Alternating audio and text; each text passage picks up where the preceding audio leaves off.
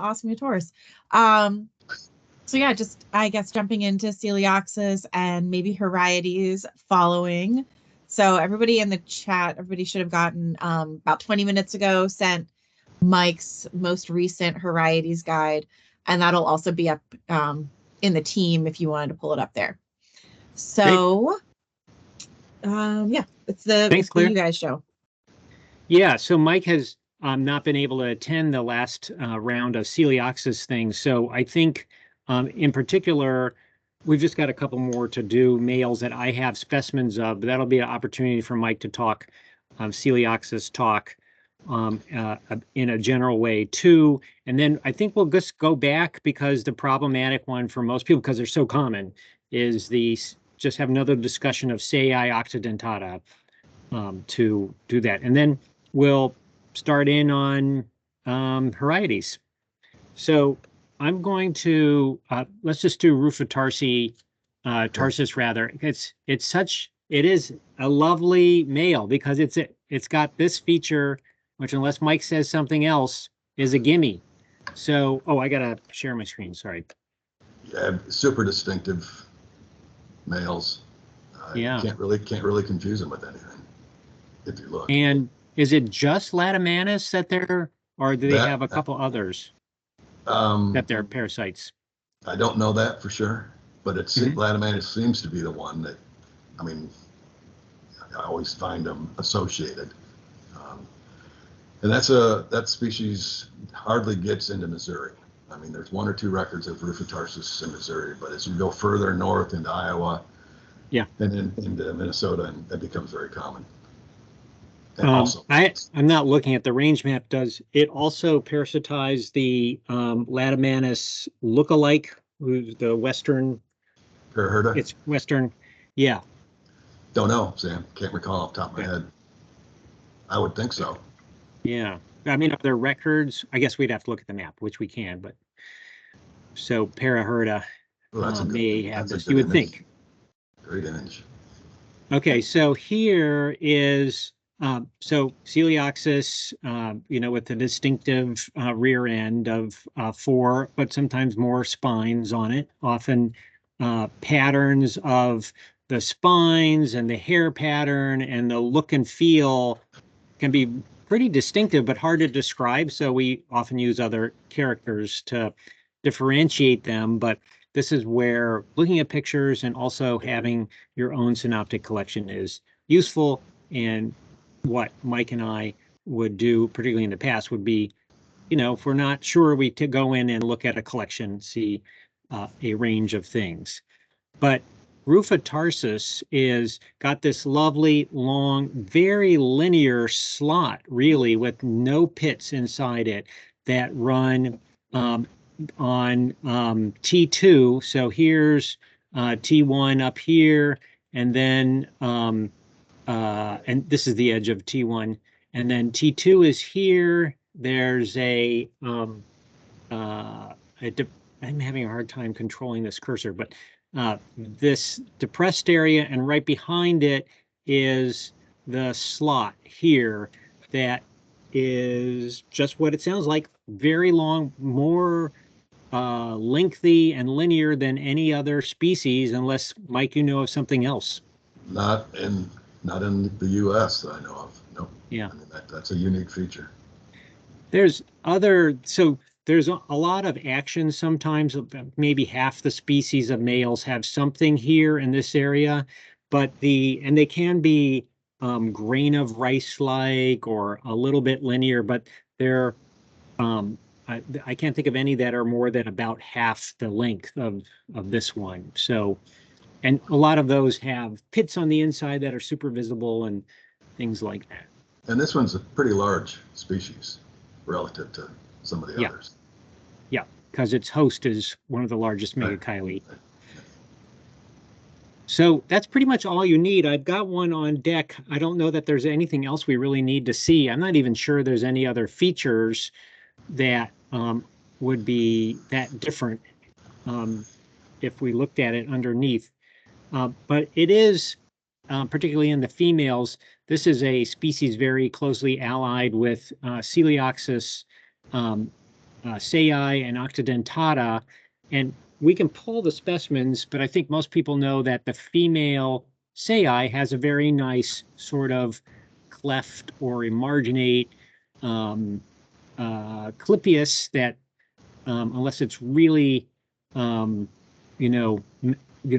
there is another species that's a give me, but it's in the males that we have a problem. So just for orientation, then I'm going to let Mike talk about how he looks at this. But if we go back to here, this area is about probably somewhere around a quarter to the third the size, and there's a little slot-like oval area.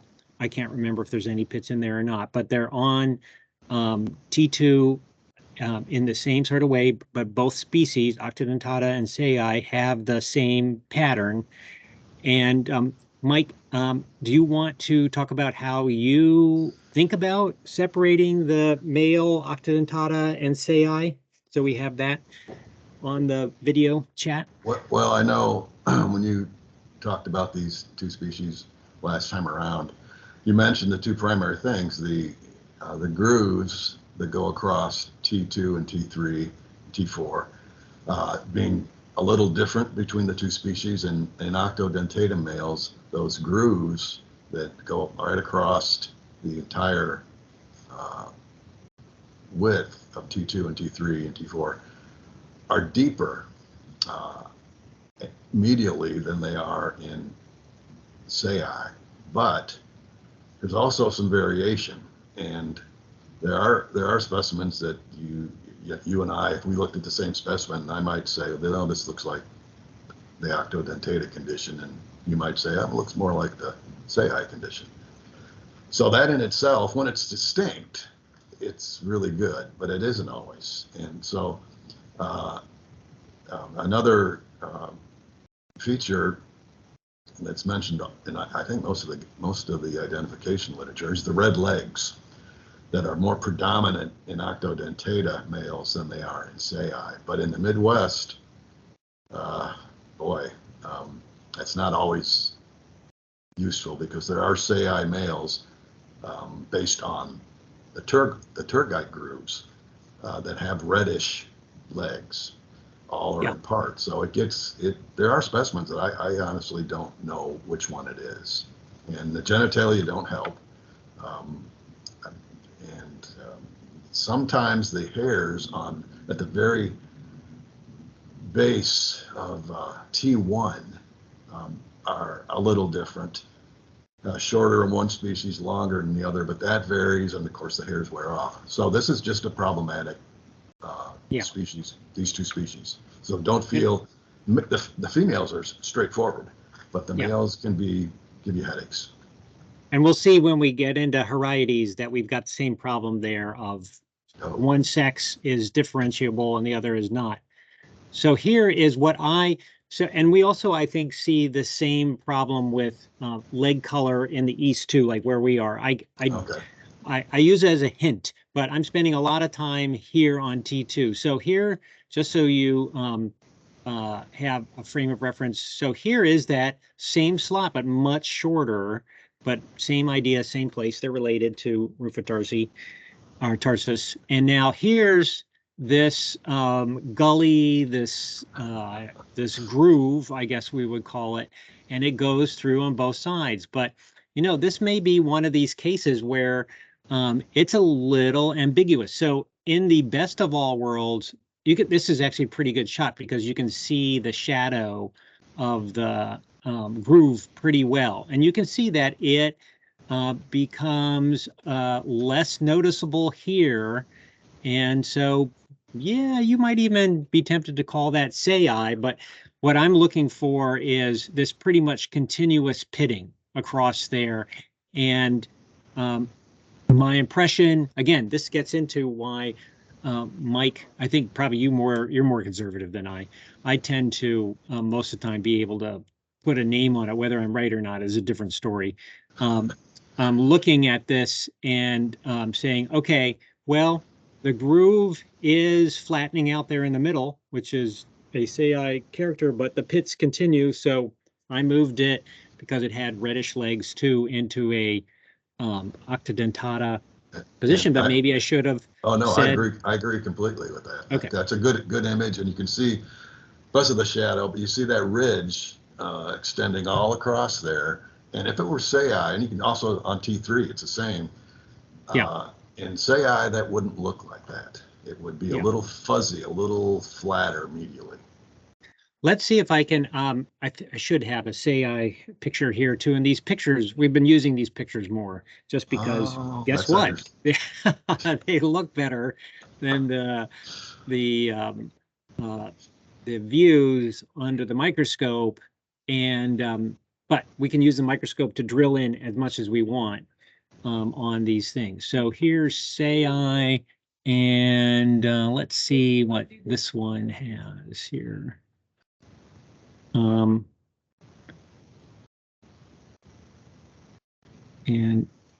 just slightly irritating pictures here. Oops.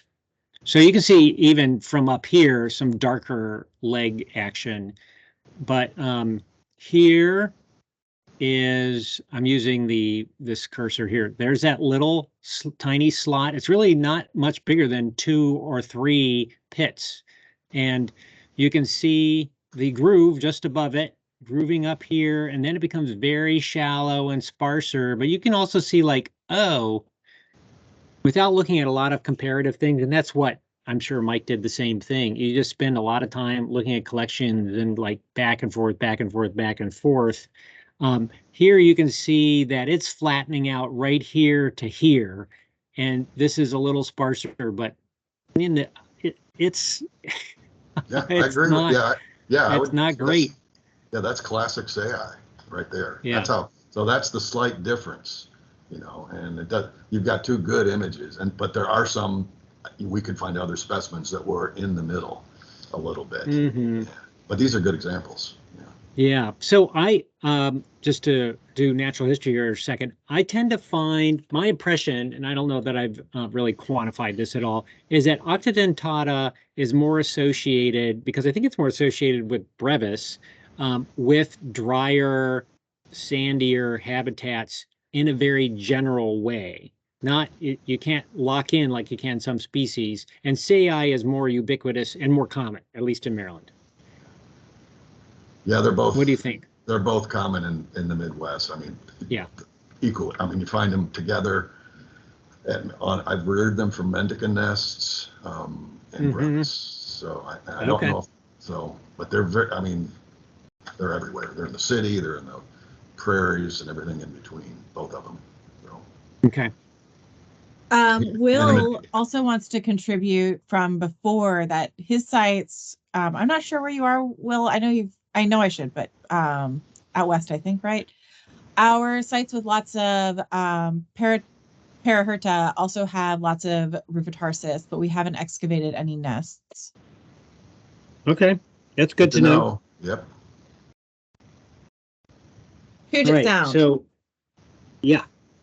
So now, Mike, we're going to go well into your territory here with my one specimen, Coelioxys texana. So we've covered what, alternatus and I want to say Heriades, but it's not. What is the other donut head thing? Hunteri, yeah.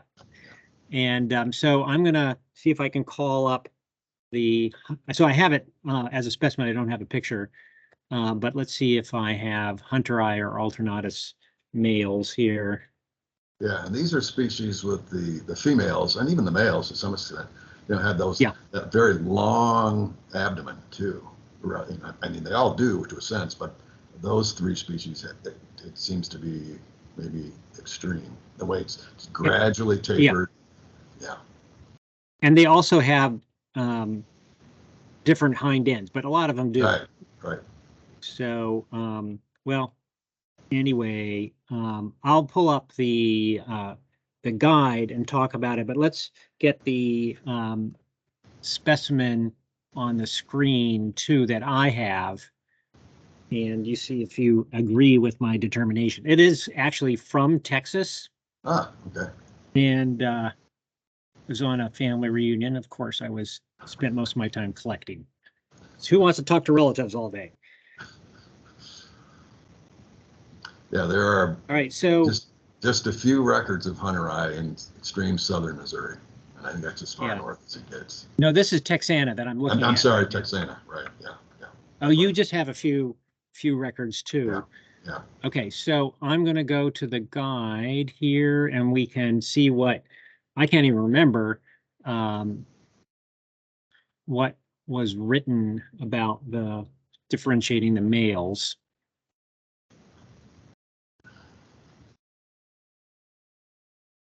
Oops. Oh, Texanus.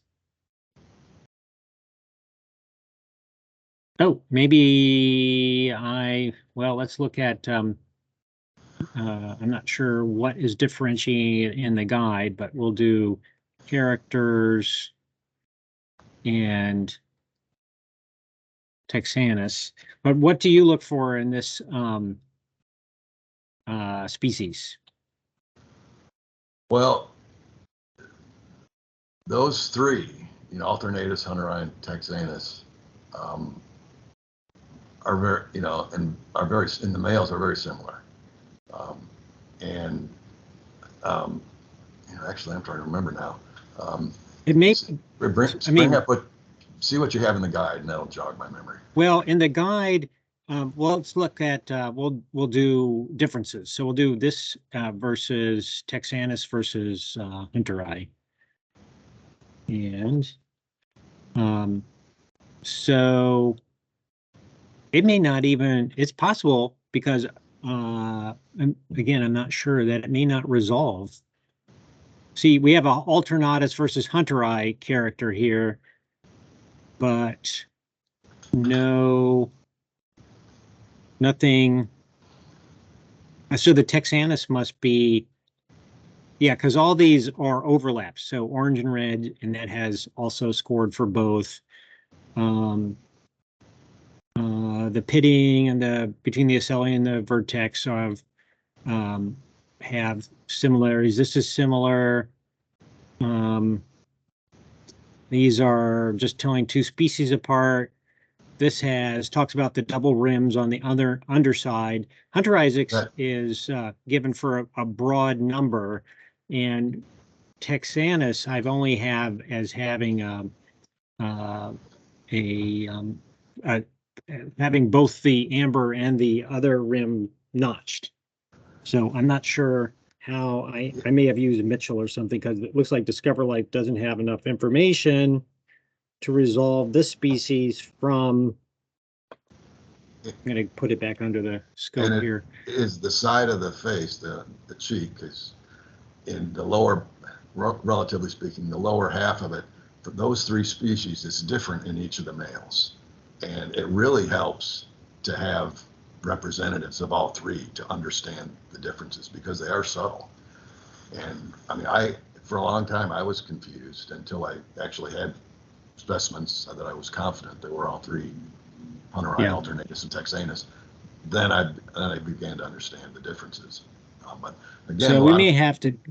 Yeah, maybe Texanus isn't scored for. Yeah, it isn't. So I'll have to get some from somewhere. And you haven't done a key yet, I think. No, right, I have not.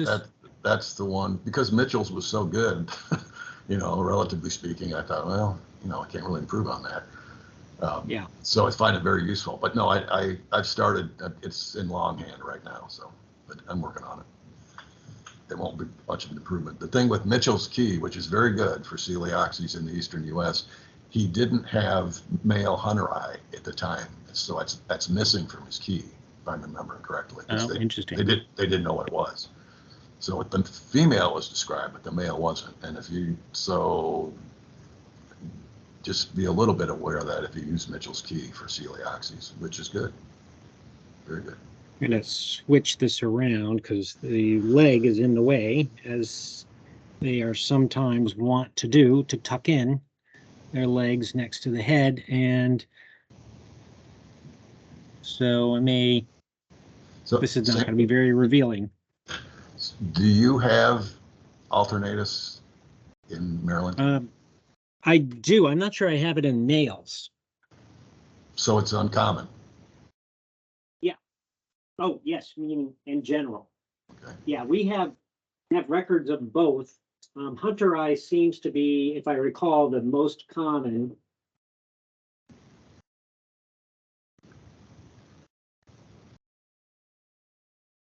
Yeah. So Sam, do you mean the most common in general or the most common of our little group here? Most common in Maryland. But there's records for both. Okay, so I'm going to pull this one and we'll take a quick look at, I'm not sure this is going to differentiate. I think we'll just have to go back and review Mitchell rather than spend a whole lot more time. I do have the other species here, but without a lot of details, we're just going to spend a whole bunch of time poking around. It's better for me to focus on updating the Texanus thing now that I know that it's not in there, and probably just go into Mitchell and look at it. So how does that sound? Good. All right, so let's, if this makes sense, let's move to Heriades. And I have a Heriades picture on deck to talk about in general, the group. And this is a male, but better overall picture. What we're looking at is a tiny, very megachilid bee, and it's got lots of heavy pitting. And the key thing here is this area of T1 has got a really sharp transition, and there's a raised line, a ridge, or a carina that defines that whole boundary. And the small size, it being a megachile, and the heavy duty pitting, you got it right there. That's all you have to look at. Any thoughts there, Mike?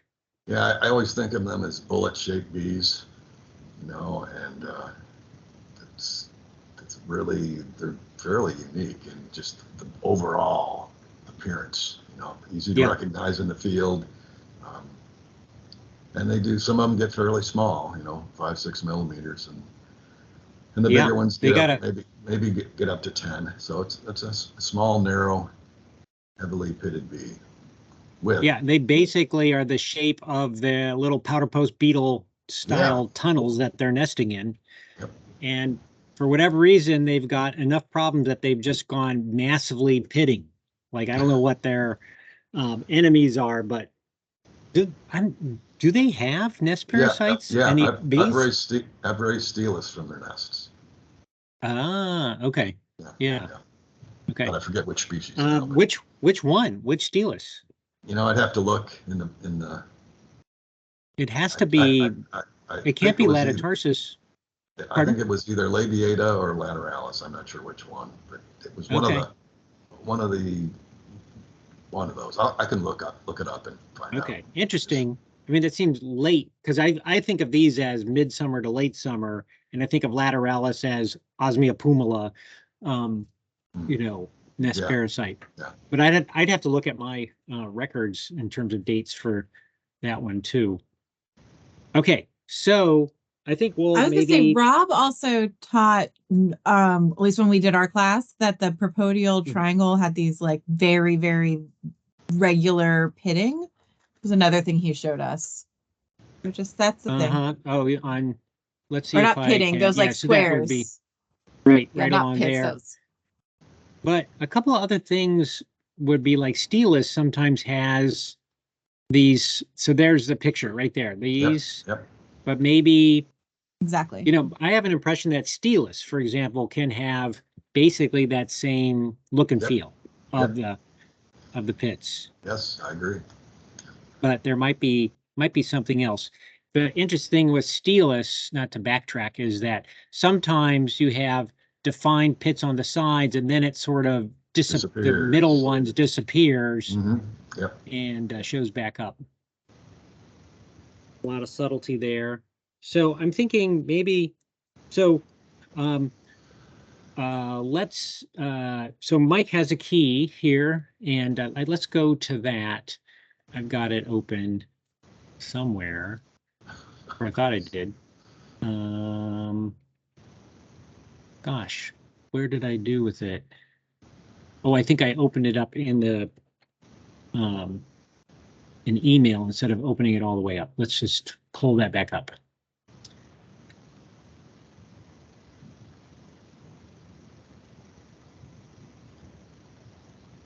So one thing, there's Heriades truncorum in this key and in Discover Life, and that's based on 3 specimens I collected in the western, middle of Maryland one day in a super junky old fill gravel storage pit, all basically invasives. I can't remember what I collected on a variety of invasives. I wasn't keeping track per things. And when I got back, there was this weird Heriades in there. And I had to send it off to Terry Griswold, and it was this truncorum. That was, I think, 2015.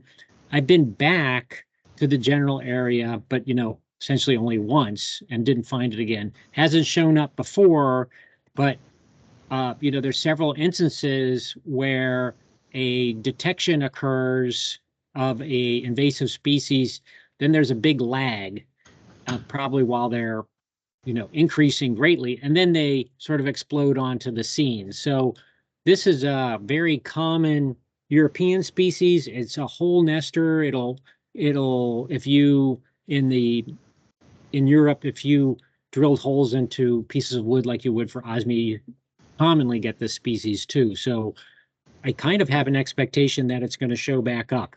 And I gave all my specimens to the lab at Logan, but we'll talk about it, and so be aware that it can. Has it shown up anywhere else? Has it shown up anywhere else? Not at all. And so it's possible that was just a one-off. I killed them all or something, but that seems super unlikely in the scheme of things. Yeah.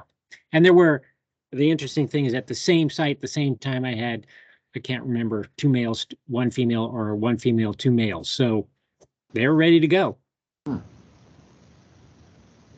Okay. Anyway, I have the other species here, and we'll put on deck carinatus, and it's a little bit bigger than the others. Its main ID thing will be, and Mike can talk about some of these other cool things that I'd largely just go right to the mandibles. So Mike, you want to talk mandible talk here? Yeah, I mean, that's the most standout morphological feature, I think, of carinatus. When you look at the outer face of the mandible, the carina, there's a particular pattern, and instead of the 2 carina being parallel throughout the length of the mandible, and as they are in some osmia, for example, with carinatus females, the upper carina towards the base or the middle or so of the mandible kind of drops down precipitously, kind of loops down and contacts the lower carina. So they're not parallel. And this is it's pretty easy to see, unless the mandible has regurgitant or goop on it or something like that, then that can happen. So that's probably the most easiest thing, because all the 2 other common species of Heriades that in the east have parallel carina. So as you can see, you have to angle things several different ways to get your shot here. And we'll see if I can get this to show up on the screen. I don't have this particular feature showing on a nice, beautiful picture.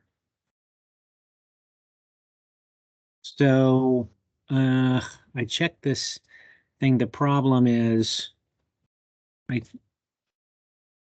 get up a little bit closer and I'll add some more light. But here's Here's the It's a carina. part of I need it, to yeah, angle yeah. it a little bit more, but the carina is there going down. Let me add some more light into this.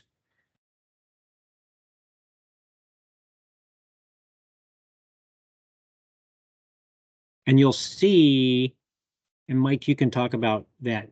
I can't tell, and your key also indicates that you can't tell the females of the others apart. Yeah, leavitti and variolosa. Yeah, we can talk about that when we get to them. But yeah, and I don't know about where you are, Sam, but here in the Midwest, there are usually about 2 generations of carinatus. I mean, we find them, you know, not throughout the entire growing season, but, you know, late spring into late summer. Oh, okay. I'd have to look. I think of them as late summer, but it may be that and that's why you had the nest parasite, maybe, because they are out in the spring. I don't think of them as spring at all, but late spring. Yeah. Here. Okay, I'm going to change the angle one more time here on this because, and then we can see the other. Oh, this might be good. Oh, yeah, there you go.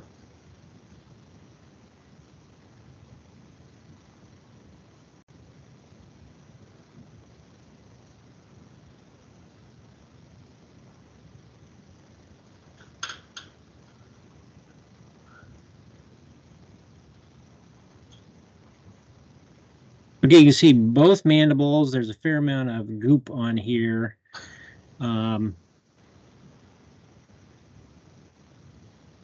And maybe we'll see the alternative better. You want to spin this, rotate this one more time, but here's the edge of the upper carina diving down to the lower one. I'll try one more time to get this to be, I just really have to pull the tag off and turn it almost upside down. So the mandibles in carinatus are a little more robust than the other 2 species we'll look at. Thicker, heavier overall.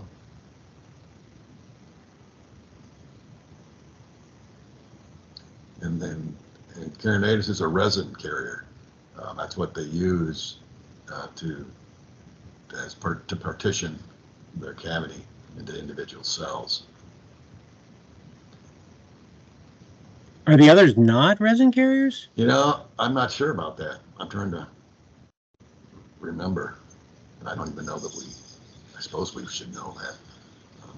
But I've never seen the other 2 in any trap nests. Yeah, there's I think 2 people, but maybe 1, who have put out a bunch of little small papers about Heriades trap nesting. Either that or it was trap nesting in general, in which they caught a lot of Heriades. It was on, you know, pretty obscure local journals, though. And forgetting that I haven't seen them in years. This is just not showing well. Well, yeah. So yeah, you can see this one angle arching up over here and this other one over here, but I'm not getting what I want to see here, maybe because they're so disturbed. But let's see. So these would run, these wouldn't be arched like this, and it would be running straight back, and there wouldn't get this sort of bulbous look to the mandibles to begin with. Right.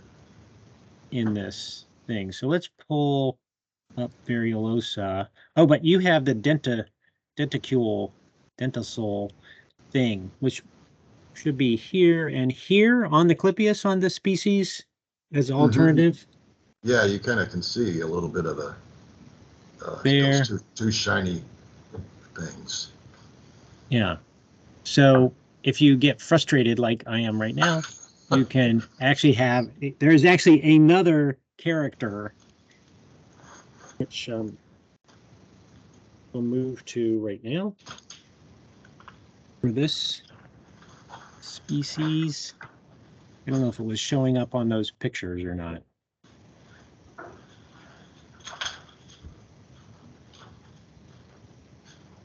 And then we'll see in the males are also quite distinctive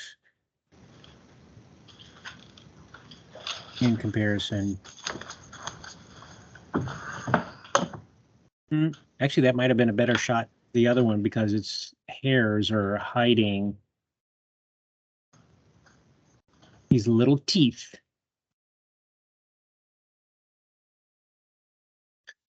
Yeah, so they're right about there, but the hairs, they're small, and the hairs are not allowing that to be seen well.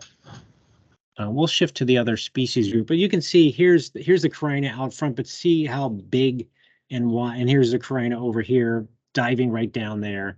It just big choppers. I think overall bigger species in general. Yeah. Oh, totally. Yeah. And the other thing, I mean, I don't know about where you are, Sam, but I never have collected, and I checked this out recently, carinatus from anything in the Asteraceae. But the other two species, that's all I find them at. So I consider variolosa and leavitti as oligolectic species. And interesting. Okay, that's all good to know. I mean, I've got, lots of specimens from around the Midwest, and that's all I ever find them on. Yeah, we don't get that many specimens. I would say we're in the maybe dozens. And we collect a lot of stuff. Yeah, those two are maybe they just like drier areas. All right, so I'm pulling up a female variolosa leavitti thing.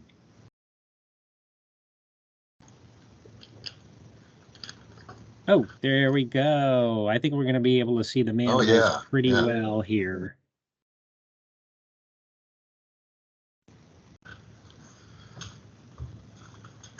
So, yeah, I've spent a bunch of time looking at these things, looking back, forth to try and find something that told me it was leavitti or variolosa.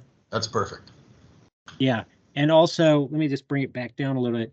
I was up at visiting Lawrence Packer a while ago, and he had a student working on these, and they were doing molecules and stuff like that. I don't know if it ever got published. They had some weird distributional things, like they were using British Columbia specimens too in this for one of the two species. And so they had written up something, but I consider it to be, spending too much time looking at a handful of specimens, and you imagine that there's differences. So I still wasn't convinced, even when there was molecules involved. So here in carinatus, you saw this. This was more bulbous, rounded. This carina here was not parallel. It dove down and was wider apart into there and stopped right there. And these basically, in both these species, go all the way roughly parallel.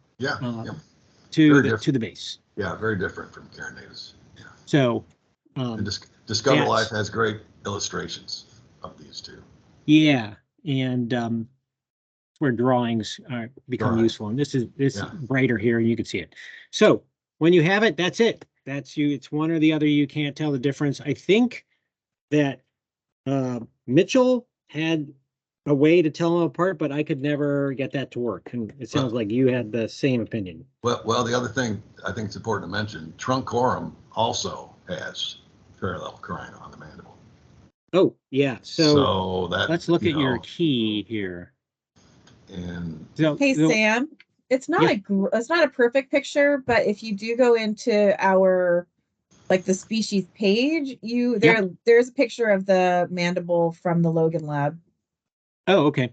Let's do that. And we'll go up to here and just click on carinata. And okay. Yeah, there it is, lower right hand side. Oh, upper. Yeah, okay, I see. Yeah. It's so I'm glad that I'm having a hard time with this one too. So here's no, that's the mandible. Here it is. Yeah. Okay, here's the lower. The one in the lower, pulled up the one in the lower right. It has little arrows with it. Oh, is it another one? Yeah, that one. Oh, here. Oh yeah, Yep. yeah. Okay. It has little arrows when you open it. There's little, yeah. All right. It's annotated. So here's the mandible, big mandible, right? So it's even like, Click oh, is that on the it so it's clipius? bigger, sir. Oh yeah, sorry. So here's this gigantic mandible. Here's this carina dives down here before getting to the base, and this lower one is meeting it, roughly. All right, we have Claire will take new, greater pictures with her fancy machine now. Okay, I already put it on the list. Okay. So now, if we, so truncorum, let's go to Mike's key here. So one weird thing about truncorum, and I'm trying to remember if it's male or female, they have, oh, you have it. The inner surface of the foretibia has in truncorum has basically a big hole with hairs and pits in it on the front tibia. And it just looks different too. I can't remember exactly. Oh, the head is huge. It's got, the mandibles are long. I mean, it really stands out. I mean, you would say, what is this? Just like you did. That's exactly what happened. I'm like, this is wrong. Yeah, it looks like mandibles long, nearly as long as I. Okay. Anyway, if you see something that looks wrong, think maybe truncorum. And because it's a hole nester, it means it could show up anywhere in the US just based on shipping. A pallet would be fine with it. Okay, so, and then we'll get back to cressoni, which is not one that we have. Well, do you want to talk about that in the female? So this is a Western species. What do you know about that, Mike? I mean, it's a little Western species that I don't think it's known east of the 100th meridian. I mean, I've seen specimens from Arizona, New Mexico, Colorado, California. But because of what you just said about all these things being cavity or hole nesters, it could end up, being brought over into the Midwest. So I thought I better throw it in there. Yep. It looks a lot like carinatas, but it's a little smaller. But it could be confused. Right. So it's got the same pattern to the carina on the margin. Yeah, the mandible is similar, and it's lacking the the labrum has these two tubercles, but can you see them with the mandibles closed? Only in your, no, not well enough to know that they're there. Right. But since you open the mandibles of all megachile, then you get to see them, whereas this may not be the best for others. Yeah, but clipial margin without denticles, so it doesn't have those two things, would be on the distinctive end of it. Yeah, if you have carinatas to look at, then you'd know that it was different. Yep. All right. Is it carinata or carinatus? I've seen both. I don't know what the legit. Okay. Yeah, I get confused by them too. I would say. But they keep changing the genders on these things, and the Latin people get involved. Yeah, I guess it's right. So this would be variolosus probably too. Yeah. Let's not go there. Okay. So those two, the leavitti and variolosa, those are the two. The females, it's a nightmare trying to separate them. I don't feel comfortable doing it. No. But you will find keys. Mitchell has a key, separates the females, and you'll see other, in various publications, people are identifying the females as either one or the other. I don't feel comfortable doing it. Right. And I have a lot of specimens, and I've spent a lot of hours looking at them, and I see a lot of overlap. Right. A lot of variation in the punctures and pitting on the tergites. Right. I've done exactly the same. Yep. It's very similar to the, until you found the magic. That's what I was hoping you'd be like, oh, well, I looked inside the sting area and there were hairs on the inside. The Hoplitis pilosifrons and producta issue, which in the females is like, I'm not comfortable using the characters in Mitchell. And then you found that great character where the hairs line, we'll get back to that, where the hairs line the interior of the opening. But apparently that is not the case. And I've done the same thing.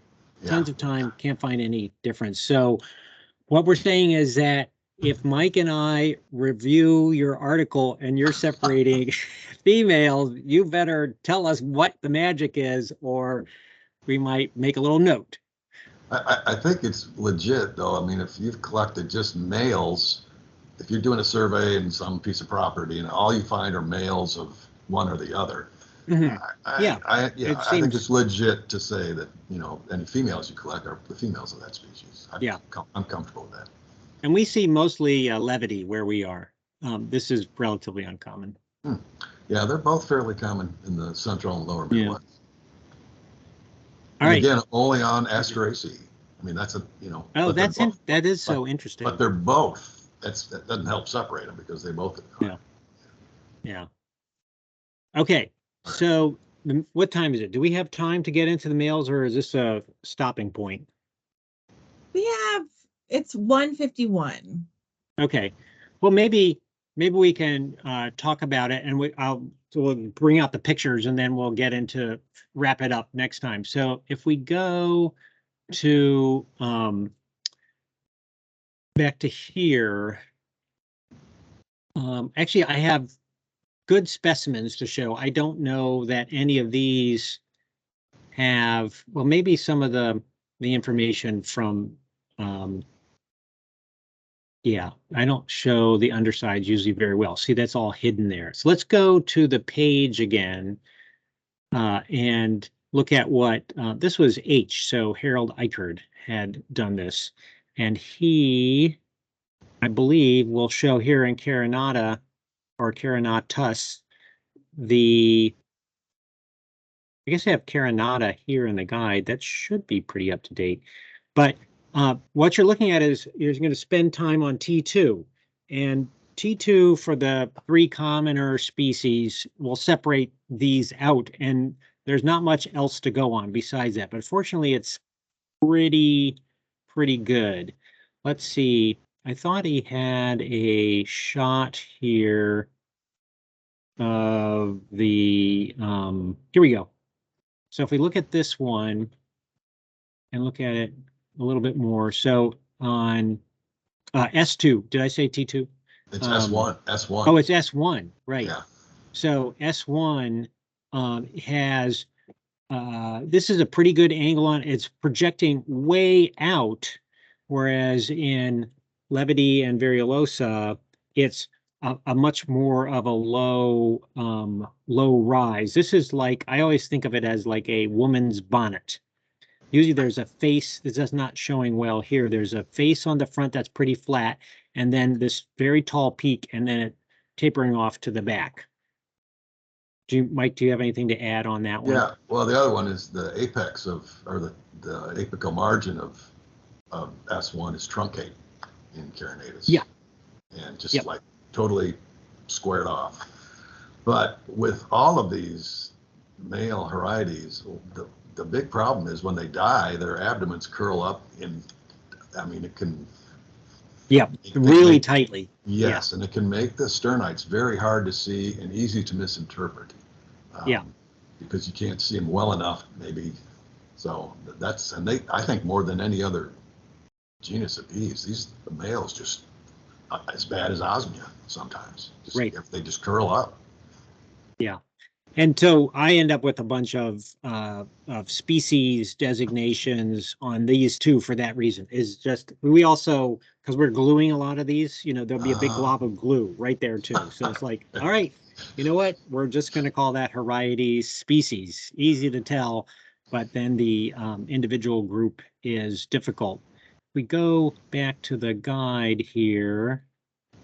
I think there's some illustrations in here. So here you saw the illustrations for the carina, and here's what we're talking about in terms of the S1. So here's this lovely thing. And this, I think it's the rear face of this, the truncate face is also doesn't have any pits on it.